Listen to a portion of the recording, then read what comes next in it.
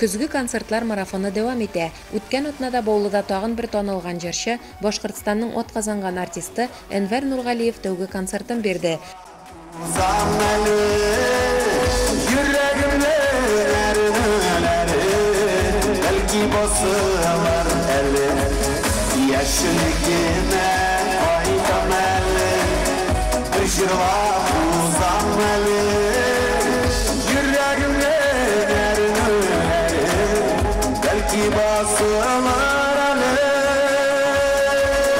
Исеме Татарстанда күптән түгел генә ишетелә башласа да, ул тиз арада популярлык яулап килә.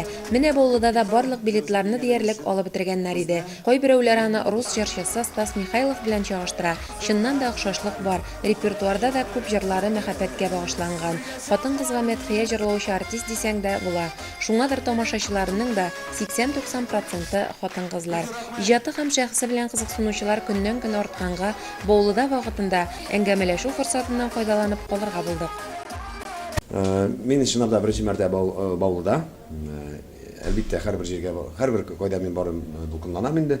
Татарстанда да мин беренче адымнарым бу елны гына чыга башладым, яз көне.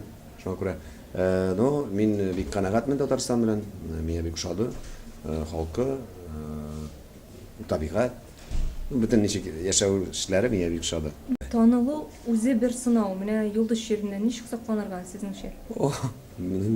Минем яшьтә Юлдыз шире булмый. Мин чөнки сәхнәгә озакмын. Башкирияда мин 2000 елдан бирле.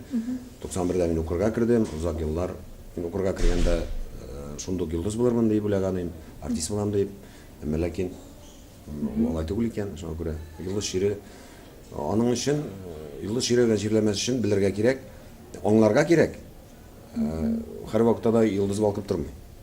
Кайчандыр аның сүрелә торган вакыты бар. Кайсы мизгелләрдә сез үзегезне бәхетле хис итәсез? Бәхетле, гаиләм кырында һәм тамашачым белән бер волнага эләксәм, аларның күзләрен янышын күреп, шунда мин үземнең тормышымның бәлки иң матур чаклары тамашачым алдында үземнең хисләремне җырлар аша аралашканда. Бүгенге көнегезгә озак килдегезме? Озак һәм авыр килде. Күңел төшкән вакытлар булдымы? Булды. Ничек җиңеп чыгарган менә ул авыр вакытны? Мин үземне алсам, мин мәчеткә барып, белгәнне укынып, Алай Тәгаләдән соранып торган чаклар. Фәридә Зыярова, Айдар Гафетдинов, Баулы телевидениесе.